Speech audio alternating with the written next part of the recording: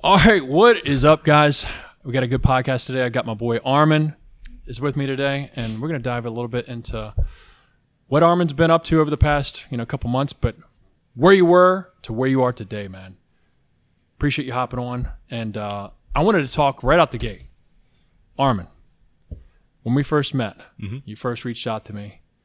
You were damn near, or slightly over, 260 pounds. Yep. Where are you at today? I started at, I think, exactly 262. Yeah. Right now I'm around like 208, 209. Yeah, I got dude. down as far as 200. So over 60 pounds total lost in about roughly a year, I would say. That is insane. And I think for most people, when they start something like a transformation, dropping some body fat, some weight, just trying to get back into control of things, that type of weight loss seems like it's Mount Everest, Yeah. If somebody was to run into you from your old life, Mm-hmm. like from your past, that saw the old Armin, but then saw you today, what do you think would shock them the most? I just look like a completely different person to them. Yeah. That's the biggest thing, right? Because the first thing you see is literally like someone's physical appearance. Yeah. I think another thing is like they start to kind of think, well, how did you get here? What did you do? Because it's with weight loss in general, people say it's literally a night and day difference. And at first I kind of thought that was just kind of a metaphor, hyperbole, something like that. And it's just straight up, you literally are a different person. So I think that's probably mostly what they're thinking for sure. Looks like you beat that dude up. Yeah. And like took his shit and are showing up different for sure, Yeah. man. Like I'm going to throw up in the video somewhere the before and after side by side if you're watching this, not just listening to it. And it's a crazy, crazy transformation, man. Yeah. Like almost looks like you unzipped a suit Right. and like hopped out of it. Like, Yeah. From the inside. It's crazy. So let's maybe rewind back. Mm-hmm. What did a normal day look like for you before you met me? Like what were normal days looking like? I would say, I think I was just eating kind of whatever I wanted to. Yeah. For the first, I think before we met, the first 3, maybe 4 years or so, I had tried dieting. I've always been relatively, or at least somewhat consistent with the gym. And I tried calorie tracking before, of course, and it worked, but I just never could stay consistent with it. So kind of in between those times, I would just kind of forget about it, just put it on the back burner because I got, busy with something else or something like that. So I would just kind of wake up, go to work, eat, whatever. There are a lot of days where I would just go to like Starbucks a lot and just literally order like 3 or 4 menu items. And then probably like, I would say 3 or so months before we got connected, I started tracking again, taking the gym a little bit more seriously, but nothing was working. Wasn't really prioritizing protein a lot either. Traveling a lot. So I think the biggest thing in all of that was just missing, I guess, more of a structure to everything. Yeah. So When you're thinking back, was it more like, all right, I'd track for a day or two and just would get lost in the day to day and be like, screw it, I'll start again Monday type of deal? Definitely. Yeah. More of that like all or nothing mentality, Yeah. I guess. Oh, you missed one thing. Screw it. The day is Right. over. I'll start again tomorrow. Yeah. I think a lot of people fall into that. I could, my younger self would also fall into shit like that. Like, oh, I didn't train today, so I'm just go ahead and go out to eat. I'm gonna Right. go get some beers, whatever. Yeah. It's always you're always gonna be chasing like a yo-yo with that and never really getting it. If you're always trying to aim for a perfect day, Right. It's almost impossible. It is impossible. Mm-hmm. It's imperfect action that's really going to start to build and compound that momentum. Right. What were you telling yourself back then that like when you were 260 floating around that time and you would fall off, what were some of the things you would tell yourself outside of just, I'll start again tomorrow? Like did you feel like things were could be better? Did you like, what was that moment that sort of flipped for you that made you think like, oh man, I need to start making a change? I think it was gradually over time. Yeah. A lot of small things. I remember looking one day, it was either the July or the August. Well, we started working in August of 2024. Yeah. So it was sometime that month or sometime in July. And I just looked at myself in the mirror one day, and all of a sudden, literally just that flip kind of switched. And I didn't literally talk to myself in the mirror, but I just thought, like, I don't care what it takes. I don't care what I have to do. I don't care. I just need to figure this out. Yeah. I'm going to figure it out. It's not a question of if, but when. Yeah. I get that. You know, because even for myself, it'd be contradictory if I'm a coach and I've never used or worked with a coach myself. I've worked with multiple coaches, and not all just for fitness. Some with things that don't even involve fitness at all.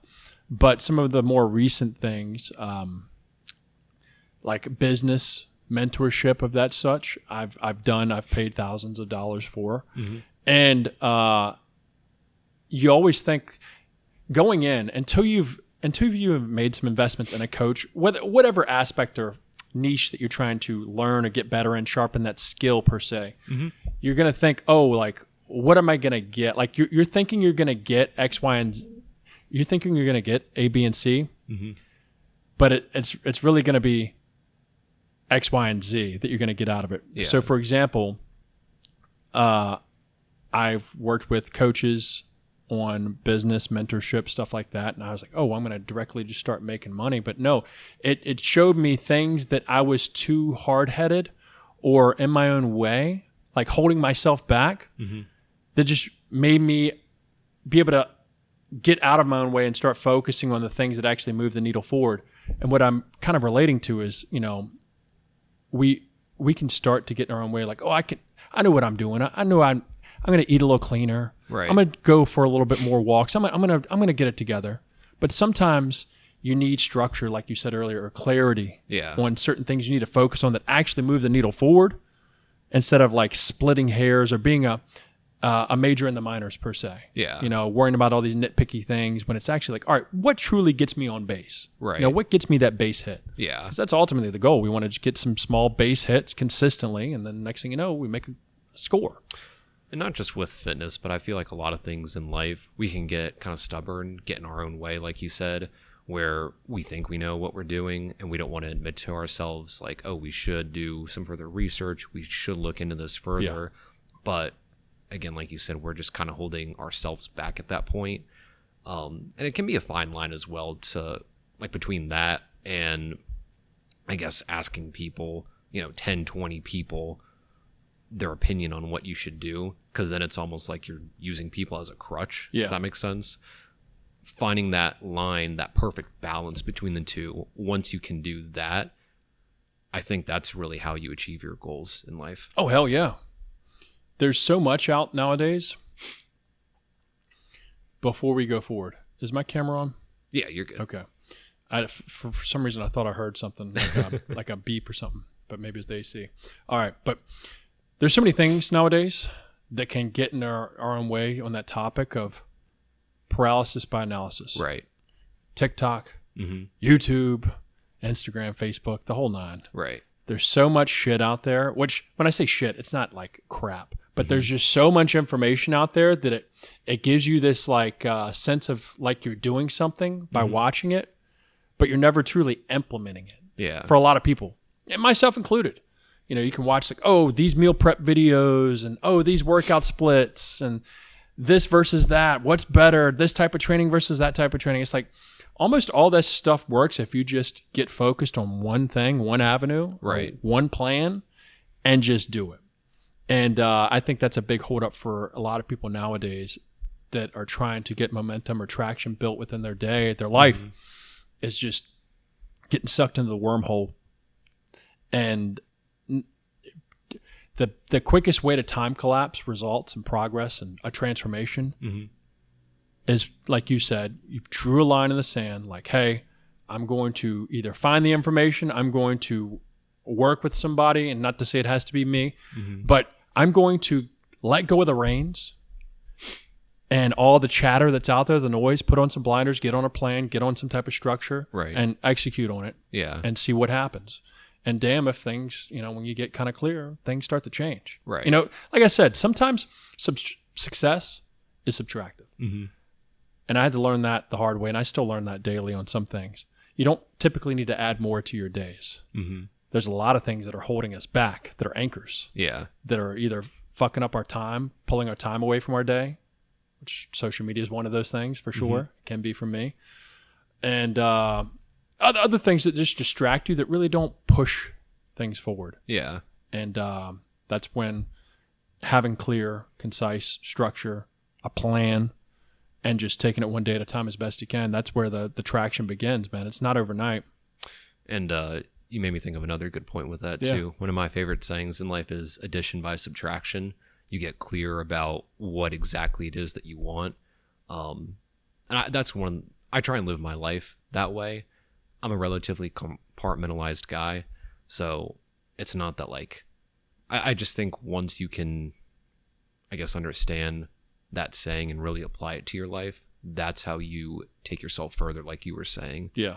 And the gym is a really good, this is one of the many reasons why I love working out, is because I feel the gym can be a metaphor for life. And what's really cool about it is it's very measurable. You can see the results. You can see the weights going up. It's very easy to see that. But other areas of life, it's not as easy. So if someone's lost, if someone isn't sure which direction they want to take in life, the gym is a really good starting point just in general, because once you kind of build that discipline, build those habits that come along with that, it's very easy to now apply that to other areas in your life, whether it's with school, furthering your career, starting a business, if you want to move somewhere, like whatever you want to do, it's very transferable. Dude, couldn't agree. I still have a tough time finding what my passions are. Yeah. I think anybody does. Nobody truly knows what they want to do or knows what they're doing Right. in life, right? All you can do is just try, Right. taste, test. But a lot of people don't, and some people do a little bit, and then some people go really hard, and that's a good thing too. Or it can be a detriment as well. But I think for me, when I was younger, especially, what got me into coaching and developing myself, self-improvement, and having better habits in my life that turn my life around, because my transformation isn't like yours. Mine's a little bit different. But we all have that trigger, that pivot in life to where things need to change. Yeah. And mine was a little bit different, and that's a whole different story.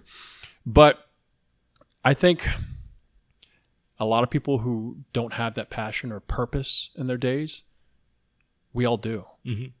It's the mirror. Right. Like, not that it's about vanity, like, oh, I need abs, I need GQ look, I need to, have glutes and a butt, a fat ass, whatever. Right. No, it's there can be my passion. That can be my purpose, is Yeah. making a better version of me. Right. And that better version of you, mentally or physically, can do probably anything in life you choose to do that much better. Mm-hmm. Straight up. Like, you think a lesser version of you, the current version of you, would do more or do better or be able to push harder, have more discipline than that next level version of you? Probably not. I mean, are you doing okay? I'm sure a lot of people are. But can you be better? Right. That's where I'm always asking myself, like, what could be done better? What can be improved on? Yeah. And that's not me being some like gung-ho, like I'm perfect and everything's, I'm crushing in life. I'm just like everybody else. I'm red-blooded. Right. I have struggles too.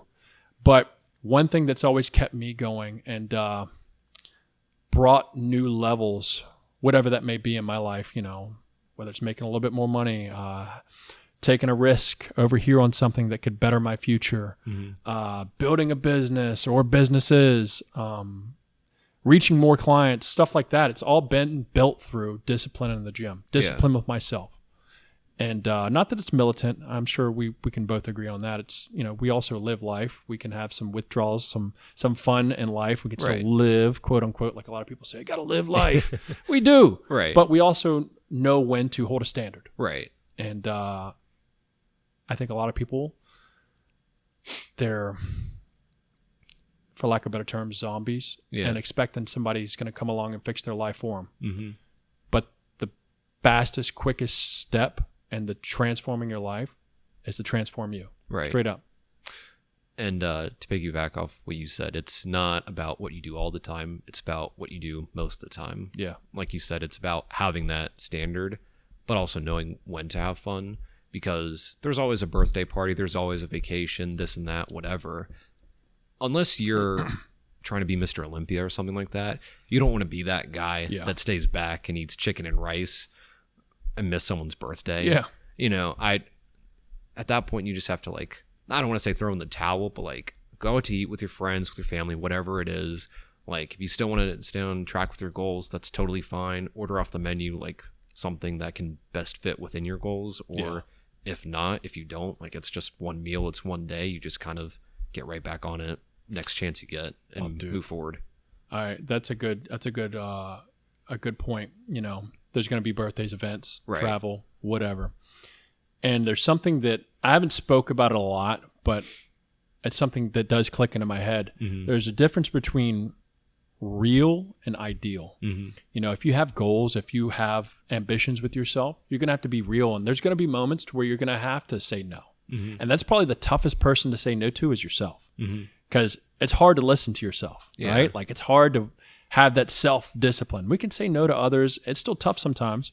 But saying no to yourself, saying, no, we're not doing that tonight, or we're not skipping. But you get what I'm saying? Like, there's a give and a take. Yeah. And in an ideal world, we could eat everything we wanted to. We could party like I'm MFer.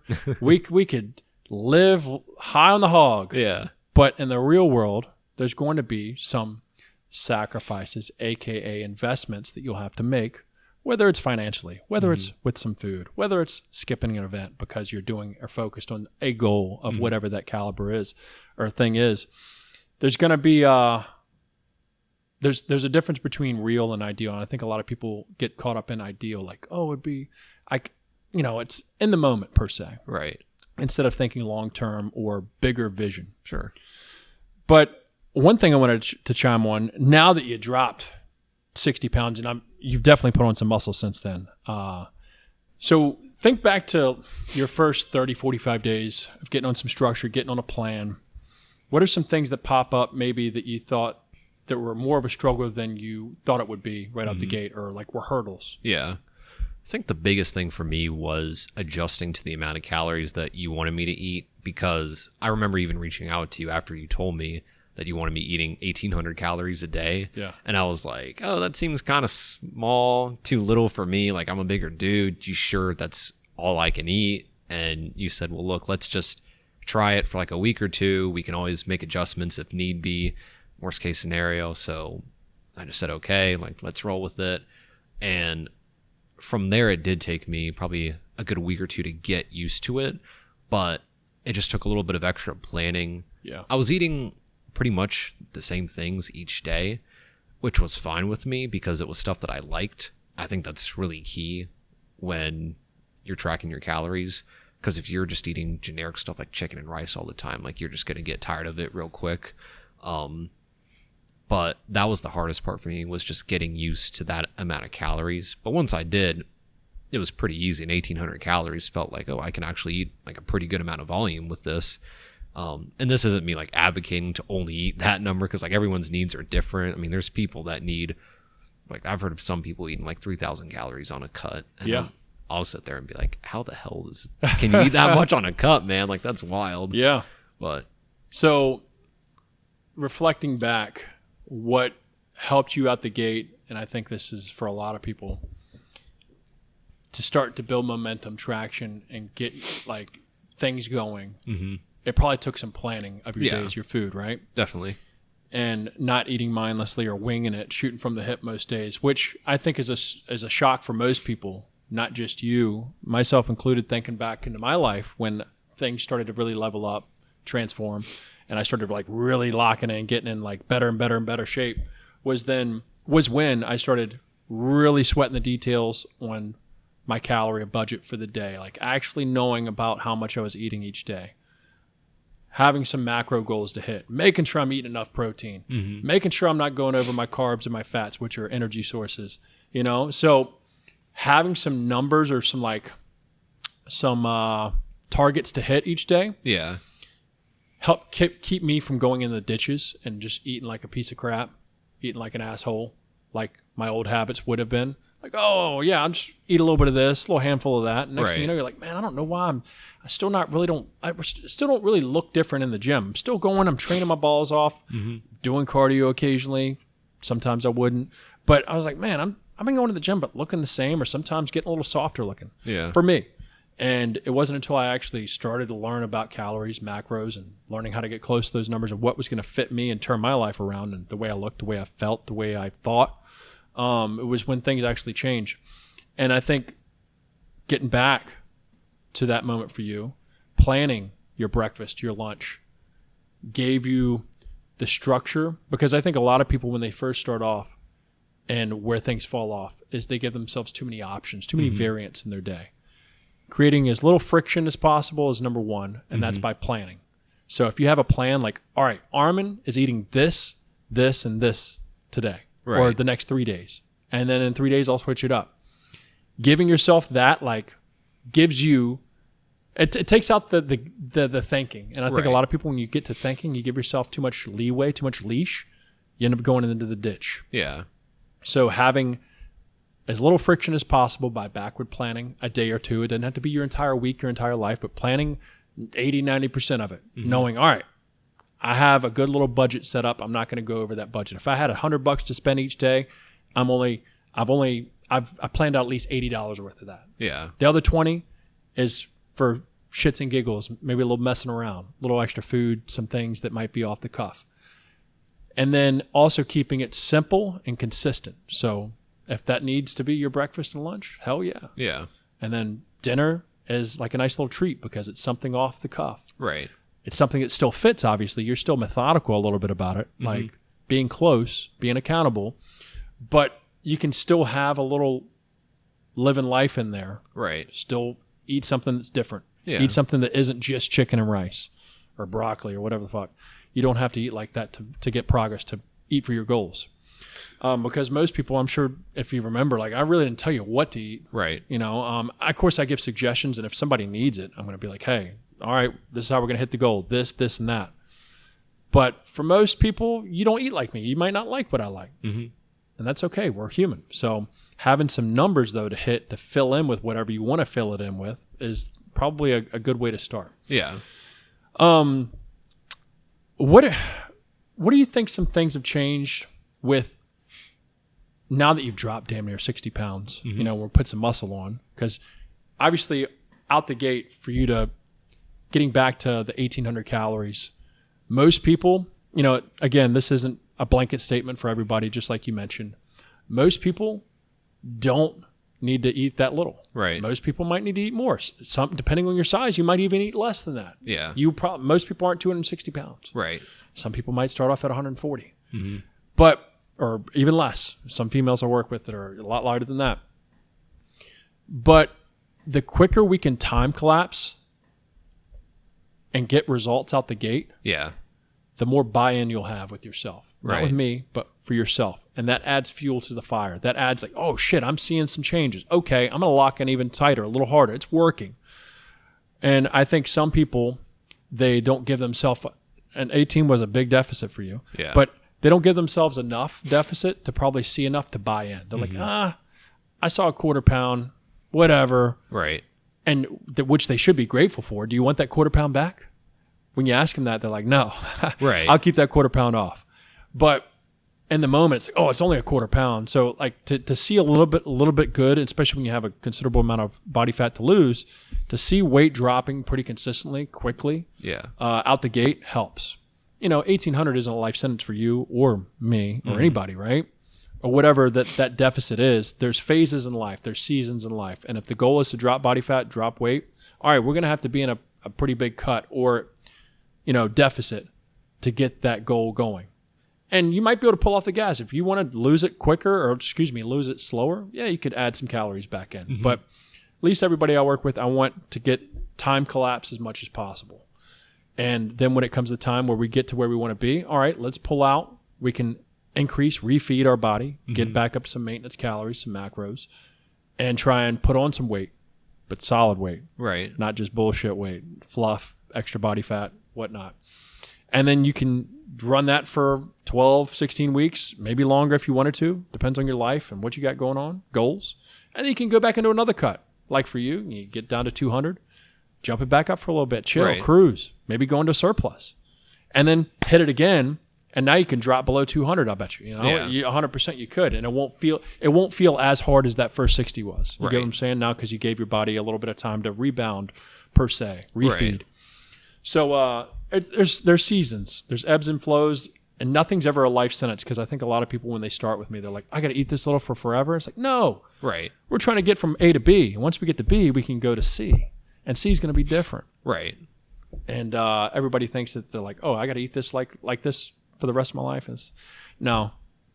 I think that's the sticker shock for a lot of people that I work with. At least recently, I had a big influx of clients come on, and a lot of people that have never tracked food before in their life, and they're like, shit, you mean I got to eat this a little bit? And in actuality, if they ate the right foods, it's a lot of food. Right. But they think, like, with a whole side subject that we're not trying to go into with the science of it, but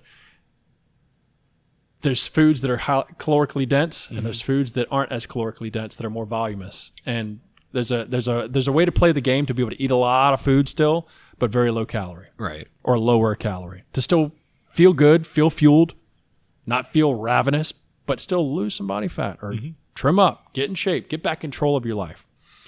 So what are some things you noticed since you dropped 60 plus pounds? Have you noticed like how maybe relationships have changed? How has your mindset changed? How's the lifestyle changed? Definitely a night and day difference. Yeah. Like I said earlier. Because I think because honestly, man, like growing up, it was tough to, I guess, feel comfortable in who I was as a person, and struggling with confidence. That affects everything. It's always something that I've struggled with. I still struggle with it to this day, honestly. Not as much as I did, but like you said, that affects your work, your relationships, everything, countless things. And now having the results of it, it's almost like this wasn't the thing that changed everything. It's just the catalyst that kind of drove that chain reaction. Dude. This is what makes you see, it's tough to describe, but it's just a different perspective that I have now versus, a year and a half, 2 years ago. Yeah. You just feel more, I don't want to say like yourself, but you just feel better in who you are. Just talking to people, because when I was overweight, man, like there were some times where I just felt like people would just gloss over me or not pay much attention to me, or you could just tell in their mind like they're not taking you as serious. Yeah.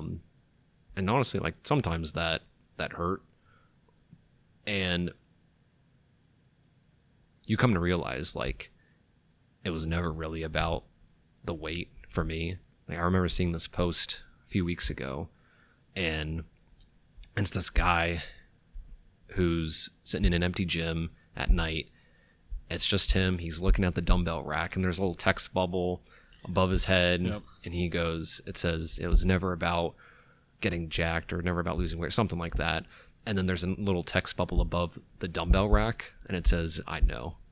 And that hit me so hard. I almost started crying, man. Like I started tearing up when I saw that, because I'm like, holy shit. Like I feel that. That's literally how I felt. So it was never about like, screw the weight, screw putting on the muscle. It was just about being the catalyst that just makes you see everything else differently, I guess. Yeah.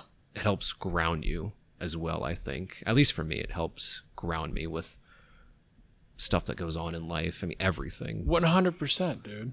I think some people fall into the trap of, or never outgrow the ego level of it, because there's a sense, especially when you're younger, it's more vanity, ego driven, looks, which isn't a bad thing. Right. You should like the way you look. You should you should aspire to look better, create a better version of yourself, right? Carry yourself better, be a better example, a better leader. If you're out of shape or piss poor looking, you're probably not that great of a leader. Right. I mean, would you listen to you type of deal? Yeah. But I think getting grounded, man, that's a big one that I think a lot of people, even myself, didn't think right at first. But thinking about it once you said it, man, it makes life not seem so complicated when you put yourself through hard stuff like training hard, doing something physically adverse to yourself. It's self-induced. You know, it's not like you're having to go like run from a lion or something like that, or fight your way out of a fight. You know, it's a battle of you versus you,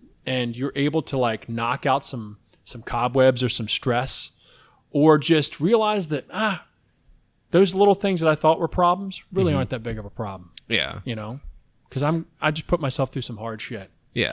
And in a good way, you know, a positive self-building way. And I wanted to cut back on the confidence part. I think a lot of people, they look at somebody like you who's built themselves into a totally different person now, or myself that's been coaching for forever. And it looks like I've always just had this confidence to get in front of a camera or talk to it or lead people, coach people. It's like, how do you have the confidence to do that? Right. And the confidence was never truly there. It's a skill like anything else. Like a skill of learning how to play the piano.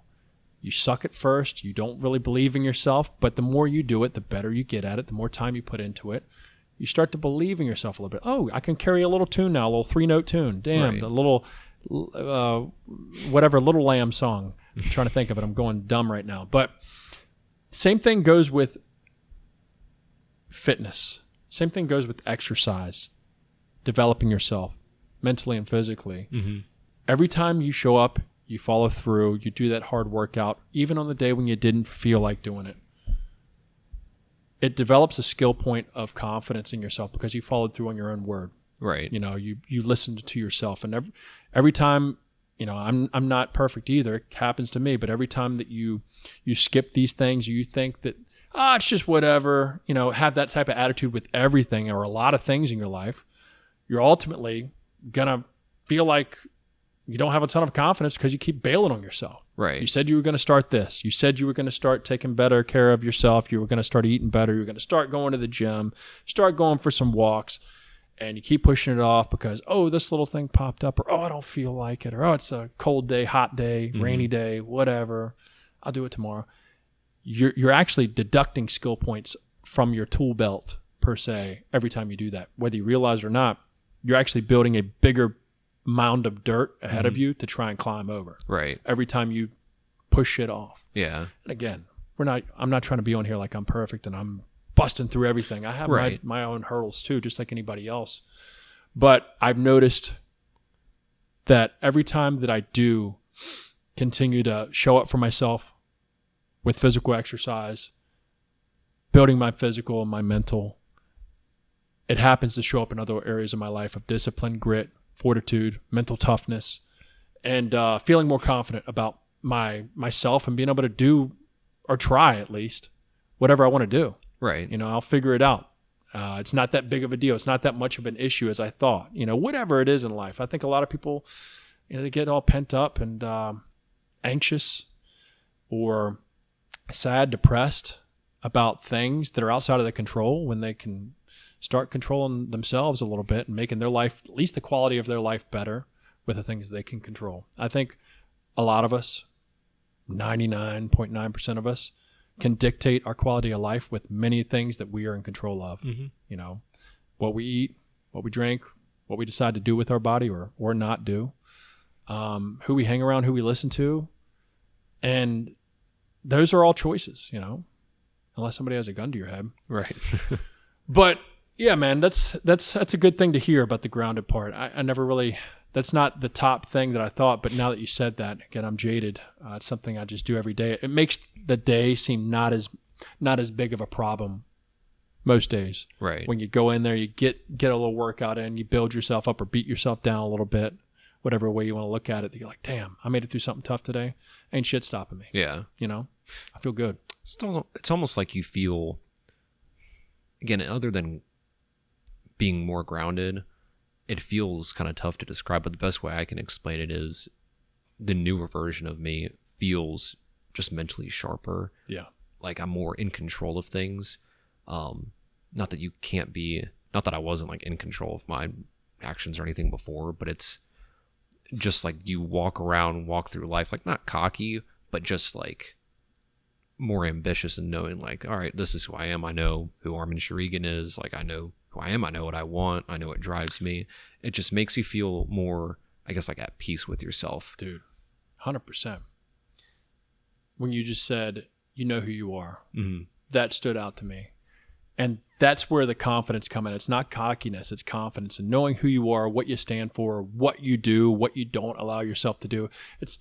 And again, not being perfect, but knowing that you have a set of core values of like, all right, this is how I present myself. This is how I show up now. This is what I do in my day-to-day, having just a standard. Yeah. And just not following what everybody else is doing. Yeah. You know, and other people might look at it and be like, oh, it's obsessive or that's extreme or whatever. And, you know, that might be a different way of living. But ultimately, I know that out of the proof of me showing up and developing myself, holding standards with the things that I can control, that I feel confident and almost at least attempting or making it through most of the daily things that people seem to struggle with or think that are big issues.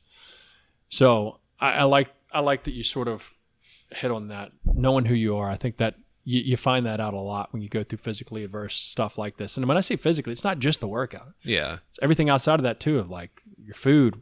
If you're fueling your body with trash shit, you're probably not going to think that good. You're not going to think that good of yourself. It feels good in the moment, but is that 15 seconds, 30 seconds, minute of indulgence or like that dopamine hit, that quick sugary dopamine hit, worth it? Sure. Because ultimately, it probably doesn't make you feel that great. Sure. Later on. But what is something to sort of get this thing wrapped up a little bit? What are some things that you think the Armin, now knowing what you know, what would you tell the Armin of you who right before you started, you know, getting on a program and making that change? What do you think you could have heard that would have made you have that nudge to be like, okay, it's time to lock in outside of the switch or the moment that happened? What are some things that maybe you would have told yourself back then? Like, what would I tell myself? Like, what would my current self tell my past self? Like, what to expect going into it? It's definitely harder than you think. Definitely a little easier than you think in some ways too. Because going back to what I said before, making those adjustments, it's harder at first, but once you get into a groove, like you're solid. You just keep showing up, keep doing the same thing, and it kind of just takes care of itself at that point. Like your body just takes care of itself and does what you're trying to do, if that makes sense. Yeah. There's also like other things. This kind of ties into like what you asked me before too about what are some like smaller ones that I noticed or other things like to expect. Because I feel like with this question, there's a lot of like, oh, you know, you have to be ready because this is hard. This is hard. Yeah. You also got to focus on the good parts though. 100%. Like I said, with the towel example, clothes fitting better, not just feeling looser at the beginning, but I've noticed now some of my shirts have gotten tighter in certain areas, but it's like the good tight, not around like my waist, but around like my upper arms. And I'm like, okay, cool. So like whatever I'm doing for my biceps and triceps is working. Yep. There's also like this cool sense of community that not brings into it, but like just forms with all of it. Obviously with us working together, other people that, you know, I've met that are part of your program as well. One of my best friends in the world, Michael, like last summer, him and I, we just started training together a couple times a week. That really strengthened our relationship. I've had other friends before too that have asked me like, hey, so what did you do? Or is this a good exercise for this? Like, how can I lose weight? Just more so generic questions like that. And then it evolves into even like the deeper questions. And then you kind of get to like nerd out over this stuff with other people. Even my mom, like seeing some of the changes that she's made, like all the people I've talked about this with, those that have like, it's just cool to see you share something that you're passionate about, that you have found progress with, and how other people want to do the same, and it's almost like the student becomes the master. You Yeah, know what dude. I mean? Again, I'm like, I'm not perfect. I'm not a master at this or anything, but like Me neither. just being able to spread that wisdom, or not wisdom, but just information is really cool. What a way to pay it forward. Yeah. You know, and it's funny enough that like you have to go through this like hard, difficult. When I say hard, like I put an apostrophe beside it. It's relative, but like this journey and like breaking yourself down a little bit, getting rid of some old habits, changing your lifestyle a little bit, because things change. Things must change for things to change, right? Like you can't expect your old ways of habits, your old ways of eating, thinking, living to be the same and expect a different outcome. But you really breaking down a little bit and having to like go deep into yourself and this sort of lifestyle changes, and that then becomes contagious to those that are around you. You know, it sets an example. And like you said, man, the student becomes the master. You now become a leader in an aspect. And people were like, oh, how can I lead? How can I, whether it's lead my friends, lead my family, lead a better life, whether it's spiritual, religious, whatever, by becoming the person you needed, Right. you know, right? And that's ultimately, you know, some of the passion behind my coaching, some of the content I put out is who did I need to hear, or what did I need to hear of that previous version of me, that younger version of me, that dumber, more knucklehead version of me? What did he need to hear to like be like, all right, I hear what he's saying. That it's clicking. Yeah. You know? And I think starting with you makes everything else sort of blossom and start to sprout. You know, it's crazy how that happens. I think like the other thing that, not necessarily going into this, but like before this, the other thing that my past self probably needed to hear too was, not only was I like 262 and I knew I wanted to lose weight, but the extra element in that was looking at my family history of like all on my mom's side, like chronic heart failure, diabetes, this and that, laundry list of different chronic diseases. On my dad's side, a little bit of it too. Yeah. So it's like, well, if I keep avoiding the gym, if I just don't make any changes at all, like I'm probably going to end up like that, and I don't want to. Yeah. So that was definitely like a turning point for me too, I would say. And it's awesome for sure. And you already kind of mentioned it, but like the grand scheme, the bigger vision of like your mom now starting to take notice and starting to change her ways. Like you set a chain reaction. Yeah. You can with those around you, your loved ones, whatever, just by changing you. And I think a lot of people, especially parents, or people that just want to like help others.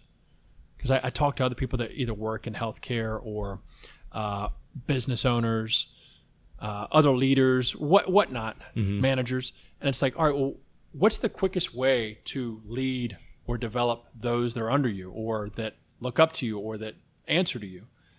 It's not by talk, it's by doing. Right. You know, leading by example is not the best way to lead. It's the only way to lead. Yeah. You know, so this goes out to anybody that might be listening to this, be like, damn, how do I get others around me to start like stepping it up? Well, you got to step it up first, you know? Right. And once you do that, it takes care of itself. Like you said, following and focus on that daily process, then the results take care of itself. Same thing goes with people that are around you, you know? And to carry off something else that you just said, it's like this, when you do this, or really like with any goal in life, you don't become better than someone else who's not doing that. No. But what's cool about it is like how you were saying is like, again, you're not better than them. You're not better than them. They're not better than you.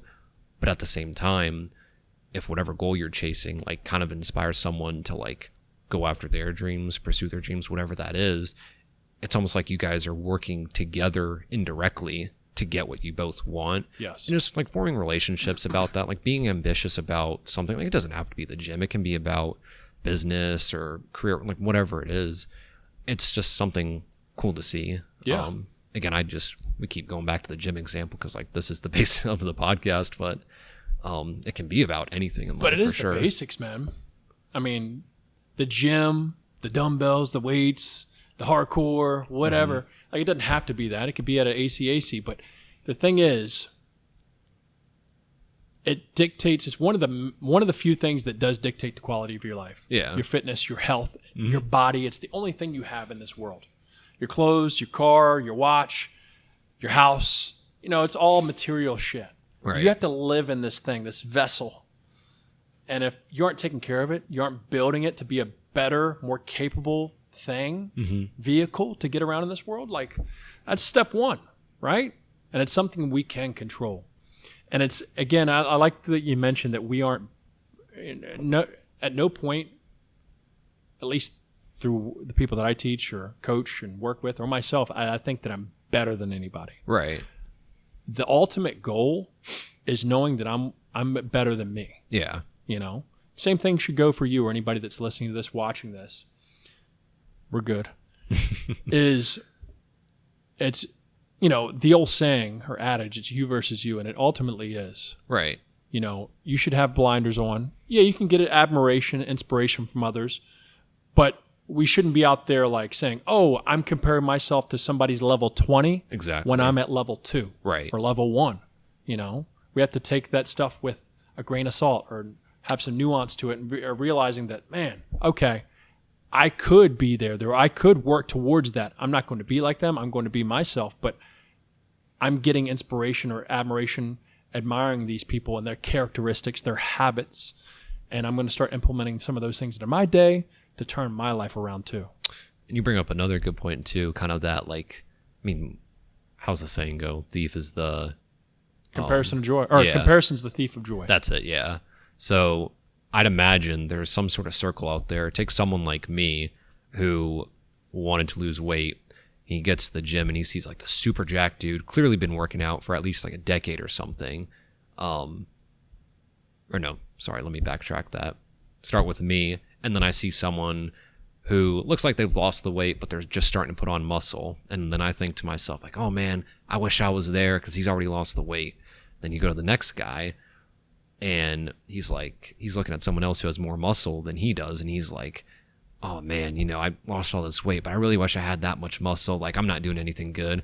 Then you go to that next guy, and he's looking at some Mr. Olympia, Chris Bumstead looking dude, and he's like, man, I wish I was as jacked as that guy. And then that dude probably looks at the dude who was like me at the beginning and is like, you know what? I really wish like I wasn't, not that I don't wish I was this jacked, but like this is a lot. Like I have to be on the dot with this. Like I'm competing in shows. Yeah. It's so stressful. I wish I could just go back to the beginning and just learn to fall in love with this again. You know what I mean? Yeah. Yeah. Simpler times. I like you that, said. Man. And that's true because the grass always seems greener. Right. But it's just as hard to mow, yeah. or it's harder to mow. Mm-hmm. And from the outside looking in, you're like, oh, that would be awesome, but you might not want their problems. Right. And there's a saying that I say a lot within my coaching group and online is the next level requires the next level. Mm-hmm. And what I mean by that is you seeing that next level person next to you that's like, damn, I wish I had that going on. They're probably next level with their intent, their attention, their effort. And you may not want to go that far, until you start to realize that the next level requires the next level. And right. Unless you're willing to pay that price, right? Which, who knows, you might. Being grateful for what you have, but also being proud but not satisfied. Right. I think that's the ultimate goal for anybody, to be content. But being proud, happy, hell yeah, I've crushed, I made it to the next level of whatever that may be, but realizing that there's still some hunger, that there could be more out there, and there always is. Something something that you said made me think of something else. Like people will say they don't want to get into the gym because they think they're going to get too bulky. Yeah. It's just something funny that I find because I think, I don't know this for sure, but I would at least assume like they're thinking from the mentality of like, oh yeah, I don't want to get too bulky and look like Chris Bumstead or someone like that. Yeah. And I'm like, well, Chris Bumstead's been doing this damn near 15 years, been super exact with everything that he does.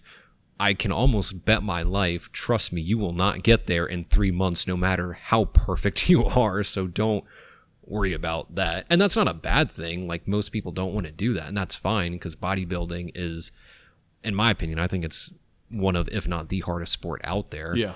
And I'm not even going to encourage anyone to do it, but again, if you just kind of go back to the basics of like, yeah, I want to do this just to like feel better about myself, like, or not even about myself, but just like feel better or whatever your goal is with it, like just do that. And if people say like, oh, you're not taking it serious enough, like, well, this is what's been working for me, so I'm just gonna Hell yeah. keep doing that. It's all about quality of life. I guess at the end of the day, we were talking earlier about, how I see things different. I want to feel better and look better. Mm-hmm. And maybe looking better isn't the deep down intentional goal for everybody, but there's always improvement to increase your quality of life and self-development, self-improvement. Mm-hmm. And you don't have to be 24/7, 365 like a bodybuilder to get that. Yeah. It can be 3 days a week, 2 days a week, just getting more, doing a smidge more than what you used to, trading a couple bad habits with a couple good ones, and next thing you know, life is on the up. Right. I think to just polish that off was that there's still a lot within your control that can dictate how you feel, how you look, how you show up. Mm-hmm. And it doesn't take living, breathing chicken and rice, deadlifts, bench, and all this stuff. You can do bodyweight circuits and get a lot done. Right. And feel happy, feel good. So it doesn't have to be the extreme. But yeah, bodybuilding definitely consumes a lot of your life. Right. It does, and there's ebbs and flows with that, seasons with it. I've competed twice, and it's definitely not for me. But it does bring some good discipline.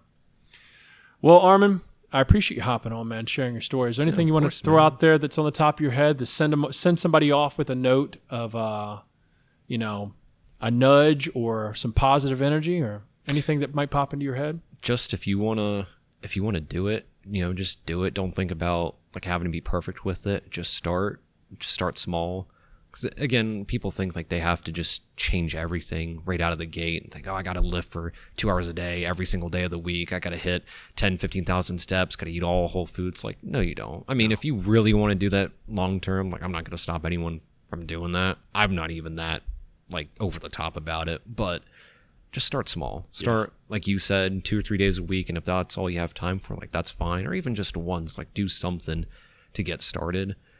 Walk 5,000 steps, because again, if you go from 0 to 180, start trying to walk 10,000 plus steps, you're probably going to get burnt out. Yeah. So just start small if you're thinking about starting.